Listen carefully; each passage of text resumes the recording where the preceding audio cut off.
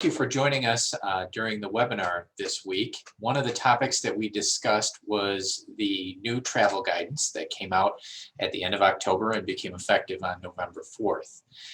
One of the things I wanted to highlight about my presentation and about that guidance is the way that you as an employer should analyze these travel quarantine questions.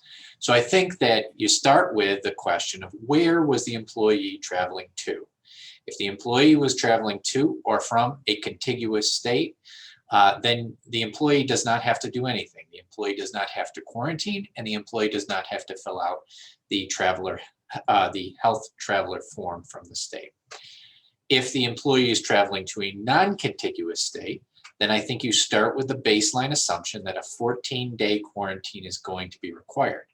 Now, there are a couple of ways to either shorten or avoid that quarantine altogether. First, you can shorten it under the new guidance by testing out. And as we discussed during our webinar, the procedure for testing out is that you get a test in the state, the non-contiguous state where you are coming from, within 72 hours of when you leave that state.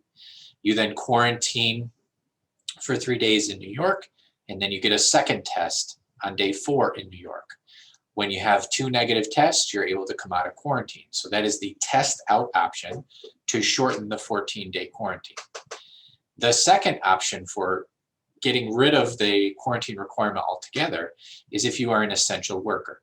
The travel guidance that was released on November 3rd, like the travel guidance that was released before, contains an exception for essential workers. Under the most recent travel guidance from November 3rd, essential workers who travel are allowed to or able to avoid the quarantine requirement based upon how long they are staying in New York.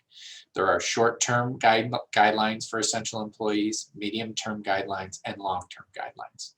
The most significant change to the guidance in the November 3rd guidance document deals with employees who are in New York for long term, so for greater than 36 hours.